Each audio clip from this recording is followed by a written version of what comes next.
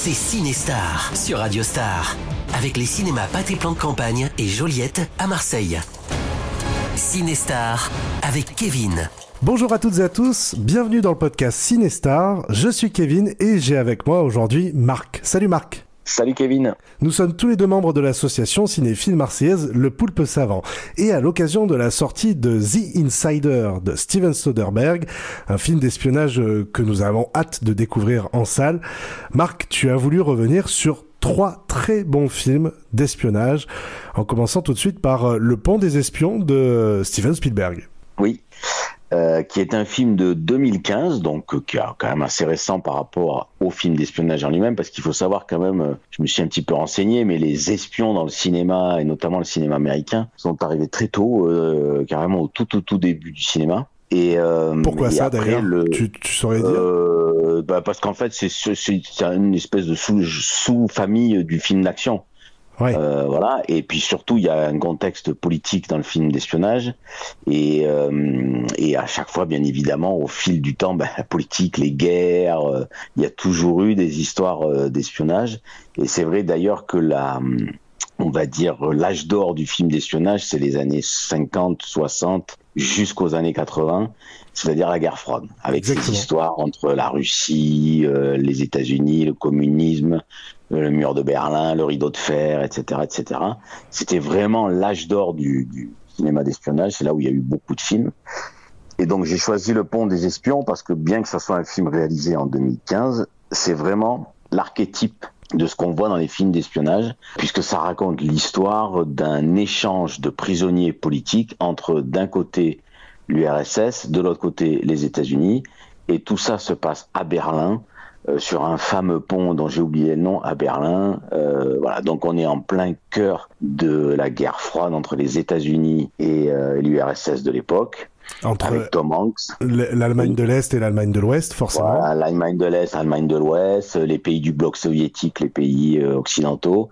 Voilà, on est dans l'archétype de ça. Et comme c'est Spielberg, voilà, c'est réalisé avec beaucoup de brio, beaucoup de talent. C'est à la fois très classique dans la façon dont c'est fait. Il y a aussi pas mal d'humour que les frères Cohen ont participé au scénario. Ah oui, je savais pas. Oui, les frères Cohen. Alors il y a eu un scénariste anglais, puis les frères Cohen. Donc il y a à la fois un côté très documenté sur les relations politiques et géopolitiques de l'époque. Et il y a pas mal d'humour aussi dû aux frères Cohen. Mais voilà, si les spectateurs veulent voir cette ambiance de l'époque, de cette Europe de l'Est et de toutes ces magouilles qu'on voyait pas, bien évidemment, tout ce qui se tramait derrière les relations officielles, c'est un film très intéressant. Oui, je me souviens d'une réalisation un petit peu classique, comme tu l'as dit, mais évidemment très soignée. C'est du Spielberg dans le texte, avec cette brume qui surplombe le pont, et évidemment des acteurs qui sont vraiment très bons. Je pense évidemment à Tom Hanks, tu l'as cité tout à l'heure. Ça fait partie des plus belles collaborations de Tom Hanks avec Spielberg.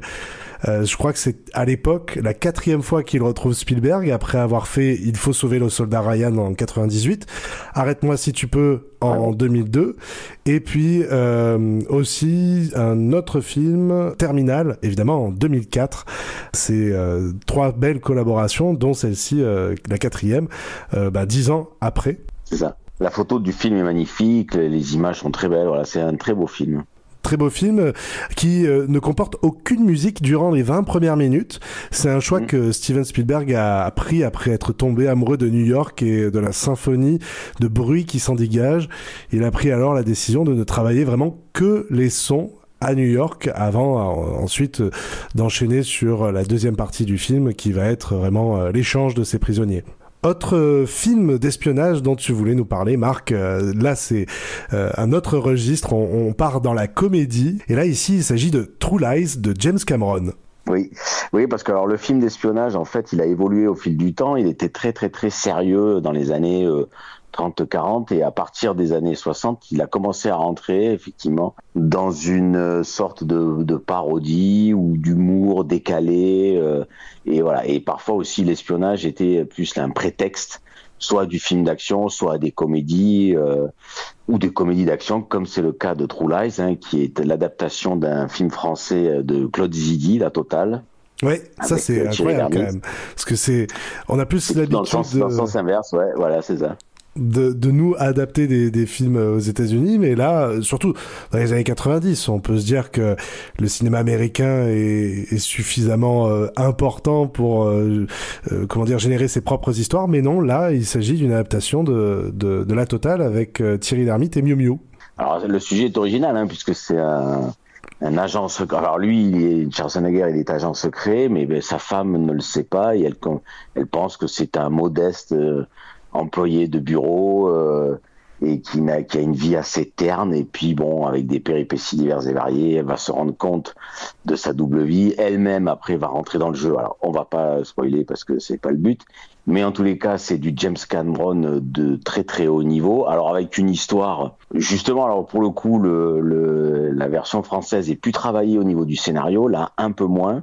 Mais par contre, c'est une débauche d'action, de scènes incroyables avec un Schwarzenegger, bien évidemment, au sommet de sa forme, et surtout Jamie Lee Curtis, à sa grande époque, grande actrice. Il y a beaucoup d'humour, beaucoup de cascades. Voilà, c'est du grand cinéma d'action, avec comme trame, bien évidemment, toutes ces histoires d'espionnage, parce qu'il y a bien sûr un espèce de terroristes qui veulent faire sauter des ogives nucléaires. On est dans du classique au niveau de l'histoire. Mais j'ai envie de dire, c'est plus un prétexte à une débauche de cascade et d'action, et bien évidemment avec la maîtrise de James Cameron qui nous en met plein les yeux. Oui, c'est étonnant de voir James Cameron, on le rappelle, réalisateur de Avatar, dont on attend le 3e volet pour décembre 2025. D'ailleurs, il y a déjà des images qui sont sorties et qui nous teasent un petit peu et qui nous mettent l'eau à la bouche pour ce nouveau film de cette saga. Et James Cameron est pas forcément habitué aux comédies, c'est plutôt un réalisateur de films d'action. On est d'accord. Et oui, alors, la comédie fonctionne plutôt bien dans ce film. Oui, ça fonctionne très bien grâce aux acteurs, il faut quand même le dire. Notamment Jamie Lee Curtis qui est extraordinaire. C'est vrai que Cameron a fait Terminator ou le Alien 2, qui sont des purs films d'action, mais c'est vrai, c'est la première fois qu'il rentre dans ce genre de la comédie. Et True Lies, ça a été un immense carton en salle. Il a réalisé plus de 365 millions de dollars de recettes dans le monde, ce qui est bien mieux que Last Action Hero, qui était sorti 1 an auparavant avec Schwarzenegger toujours, qui avait fait presque 3 fois moins. Et à l'époque, True Lies, c'était le 4e plus gros succès de Schwarzenegger. Derrière, bien Terminator 2, Terminator 3 aussi. Donc voilà, c'est un changement, un tournant un petit peu dans la carrière de Schwarzy qui va se mettre à faire davantage de comédie aussi grâce au succès populaire. Oui, mais c'est un succès mérité parce que le film vraiment a très peu de défauts et est vraiment parfait de bout en bout. Et si on accepte bien évidemment que de l'action tout le long sur un scénario, comme je l'ai dit, qui reste assez simple, on va dire. Ouais. Lisible mais efficace, voilà. C'est ça. Et puis pour reprendre donc le tour de films d'espionnage que tu nous as sélectionné, en 3e film, tu as sélectionné le plus méconnu des James Bond, mais celui qui est, semble-t-il pour toi, le meilleur. C'est Au service secret de Sa Majesté, qui est sorti en 1969, avec George Lazenby. Que personne ne connaît, pour une bonne et simple raison, c'est qu'il n'a fait qu'un James Bond, et alors après je ne connais pas sa carrière, mais à mon avis elle n'a pas été flamboyante. Non, elle n'a pas beaucoup décollé après ça, ouais. Elle n'a pas beaucoup décollé. Donc effectivement, quand on parle d'espionnage, il faut parler de James Bond, puisque c'est la saga, de films d'espionnage qui est la plus connue au monde, adaptée des romans de Ian Fleming. D'ailleurs, souvent les films d'espionnage sont adaptés de romans, souvent de britanniques. Donc là, de Ian Fleming. Donc c'est la saga la plus connue, celle que tout le monde a en tête quand on parle de films d'espionnage. Donc il y a eu plusieurs acteurs, Sean Connery, Roger Moore, Pierce Brosnan. Après, il y a eu Timothy Dalton et Daniel Craig pour terminer. Et ce film-là, donc de 69, c'était entre Sean Connery et Roger Moore. Ouais. Il aurait dû normalement Lazenby devenir le James Bond, mais ça s'est pas fait. Et j'ai une petite préférence pour celui-là parce qu'il est un petit peu différent des autres. Il est beaucoup plus travaillé sur son personnage, beaucoup plus profond. On a un James Bond qui ressent des sentiments, qui se marie, qui a des doutes, un peu sur son métier. Pour autant, en termes d'action, il est parfaitement réalisé. Le réalisateur s'appelle Peter Hunt, c'était un monteur, donc il a une capacité à réaliser des films d'action qui sont incroyables dans le film. Notamment, il y a une poursuite à ski qui est vraiment terrible. Exact. Voilà, il y a la Diana Rigg dedans, la James Bond girl qui est Emma Peel de chapeau melon et bottes de cuir. C'est vrai, voilà, et pour ceux qui la connaissent aussi dans une série beaucoup plus récente, elle joue une Tyrell dans Game of Thrones. Dans Game of Thrones, voilà. Grande actrice qui est morte il n'y a pas si longtemps, je crois. C'est vrai. Et voilà, et donc c'est un film. Alors je raconterai pas la fin parce qu'elle est très étonnante. Bon, généralement les fins de James Bond, on les oublie. Celle-là, elle est très étonnante. Elle est étonnante, on peut dire pourquoi, parce que elle se termine mal, tout simplement. Oui, mais on va pas dire plus parce que si certaines personnes veulent le voir. Bien sûr, sans en dire plus, voilà, on peut dire ça. C'est quand même très rare que dans un film James Bond ne parvient pas à ses fins, sans en dire plus. C'est ça. Et pour le coup, un James Bond qui a de la peine, un James Bond qui ressent des sentiments, ce qui n'était pas le cas un peu avant, puisque Sean Connery c'était quand même l'archétype un peu du macho qui traversait les films comme ça, voilà.